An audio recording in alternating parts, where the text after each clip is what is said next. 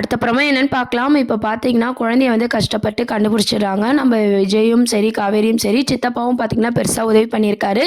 யாருமே எதிர்பார்க்காத மாரி பார்த்தீங்கன்னா, ராகவ் கேரக்டர வந்து க்ளோஸ் பண்ணிட்டாங்க. ஸோ வந்து விஜய் வந்து நம்ம ராகவ் வந்து ஓடி போய் பிடிக்கும்போது பார்த்தீங்கன்னா, நம்ம ராகவ் லாரியில அடிபட்டு இறந்துற மாரி காமிச்சிருக்காங்க. அதுக்கப்புறம் பார்த்தீங்கன்னா, இந்த விஷயம் வந்து நம்ம விஜய் ஃபேமிலிக்கு தெரிஞ்சு ரொம்பவே சந்தோஷப்படுறாங்க. இதுக்கப்புறம் ராகவால எந்த பிரச்சனையும் இருக்காது அப்படின்னு சொல்லிட்டு, காவேரியும் பார்த்தீங்கன்னா, மனசார எல்லாருமே ஏத்துக்கிறாங்க. தாத்தாவும் நம்ம காவேரி கிட்ட பாசமா பேசுறாரு. நம்ம சித்தியும் பார்த்தீங்கன்னா, காவேரி கிட்ட மன்னிப்பு கேட்டு பாசமா பேசியிருக்காங்க. காவேரியும் பார்த்தீங்கன்னா, அந்த குழந்தைய எவ்வளோ மிஸ் பண்ணேன் அந்த காணாம போன டைம்ல அப்படின்றத வந்து அழகா சொல்லியிருப்பாங்க. அதுக்கப்புறம் வந்து குழந்தை தூங்கிட்டு இருக்கும்போதெல்லாம் கடத்திட்டு போனத நினைச்சு பயந்து அழுவுறதுனால நம்ம காவேரி தான் பார்த்தீங்கன்னா தூங்க வைக்கிறாங்க. அவங்க மடியிலே படுத்து தூங்க வைக்கிற அந்த சீன்ஸ்லாம் பார்த்தீங்கன்னா, ஹைலைட் சீனா வந்து கொண்டு வந்தாங்க. இத பார்க்குற நம்ம விஜய்க்கும் சரி, நம்ம தாத்தா, சித்தி எல்லாருக்குமே ரொம்பவே சந்தோஷமா இருக்கு. அம்மா, பொண்ணு ஒண்ணா இருக்காங்க அப்படின்ற மாரி. இன்னொரு சைடு பார்த்தீங்கன்னா, சாரதாக்கும் இந்த விஷயம்லாம் கேட்டு ரொம்பவே சந்தோஷப்படுறாங்க. இப்போ ராகவ் வந்து இறந்துட்டாரு இல்லையா? இந்த ராகவ் இறந்த விஷயம் பசுபதிக்கு தெரிஞ்சா அடுத்து பசுபதி வந்து வில்லனா வருவாரா? இல்ல கொஞ்ச நாள் பார்த்தீங்கன்னா, இந்த ட்ராக்க கொண்டு போவாங்களா? அப்படின்றதெல்லாம் வெயிட் பண்ணி பார்க்க வேண்டியது இருக்கு. கண்டிப்பா பார்த்தீங்கன்னா, பசுபதி வருவாரு. வந்து அவரு என்ன மாதிரியான பிரச்சனைங்க பண்ண போறாரு? அப்படின்றது தான் கதையோட ஹைலைட் சீனே வந்து இருக்க போது. இப்போதைக்கு வந்து நம்ம விஜய் கிட்ட காவேரி ஒரு கேள்வி கேட்குறாங்க. உங்க ஒய்ஃப் உண்மையிலேயே இறந்துட்டாங்களா? இல்ல திருப்பி வருவாங்களா? குழந்தைகிட்ட சொல்லனாலும் பரவால்ல, என்கிட்ட உண்மைய சொல்லுங்க அப்படின்ற மாரி காவேரி கேட்குறாங்க. அதுக்கு விஜய் என்ன சொல்றாருன்னா, என் ஒய்ஃப் வந்து இறந்துட்டா தான் நான் நெனச்சேன். ஆனா உயிரோட தான் இருக்காங்க. கூடிய சீக்கிரம் வருவாங்க அப்படின்ற விஷயத்த வந்து விஜய் இன்னைக்கு எபிசோட்ல பதிவு பண்ணியிருக்காரு. ஸோ இத பேஸ் பண்ணி பார்க்கும்போது விஜய், காவேரியோட லவ் ட்ராக் வந்து இதுக்கப்புறம் கொண்டு வர மாட்டாங்க. காவேரிக்கு பழச ஞாபகப்படுத்துற விதமா தான் இதுக்கப்புறம் ட்ராக் வந்து மூவ் பண்ண போறாங்க. ஏன்னா காவேரியோட சைட்ல இருந்து பார்க்கும்போது விஜயோட ஒய்ஃப் வந்து உயிரோட தான் இருக்காங்க. அம்மாவோட அம்மா உயிரோட தான் இருக்காங்க. அவங்க வருவாங்க. அப்படி நினைச்சிட்டு இருக்கும்போது எப்படி விஜய் மேல லவ் வரும் காவேரிக்கு?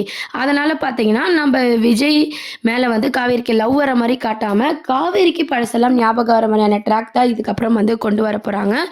அ அன்னைக்கு நைட்டே பார்த்தீங்கன்னா, நம்ம காவேரிக்கு வீட்டுக்கு போக லேட் ஆயிடுச்சுன்னு சொல்லிட்டு, விஜய் வீட்லயே வந்து ஸ்டே பண்றாங்க. அப்பதான் குழந்தைகிட்ட வந்து காவேரி வந்து ரொம்பவே நைட் ஃபுல்லா வந்து கேர் பண்ணி பார்த்துக்கிறாங்க. இந்த பக்கம் சாரதாக்கும் ரொம்பவே சந்தோஷமா இருக்கு. பழச எதுவும் ஞாபகப்படுத்துற மாரி இதுக்கப்புறம் விஜய் வந்து சீன்ஸ் எல்லாம் வந்து மூவ் பண்ண போறாரு.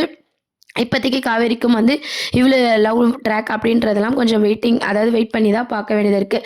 இதுக்கப்புறம் பார்த்தீங்கன்னா, நம்ம காவேரி வந்து அம்முவை கொஞ்சம் கூட பிரியாமல் ஸ்கூல்லையும் சரி, வீட்லேயும் சரி ரொம்ப கேர் பண்ணி பார்த்துக்க போகிறாங்க. ஏன்னா அம்முவே கேட்டாங்க, இதுக்கப்புறம் நான் உங்கள் வீட்டுக்கு வரலாம் இல்லையா? விளையாடலாம்ல, ஜாலியாக இருக்கலாம்ல, நீங்கள் கோவப்பட மாட்டீங்களே மிஸ் அப்படின்ற மாதிரி அம்முவும் கேட்டாங்க. நம்ம காவேரியும் பார்த்தீங்கன்னா, நீ எப்போவுமே என் வீட்டுக்கு வரலாம் அப்படின்ற மாதிரி சொல்கிறாங்க. ஸோ விஜய் வந்து இதெல்லாம் பார்த்து ரொம்பவே சந்தோஷப்படுறாரு. நம்ம காவேரிக்கும் குட்டி காவேரிக்குமான பாண்டிங் வந்து இதுக்கப்புறம் அதிகமாக காட்ட போகிறாங்க.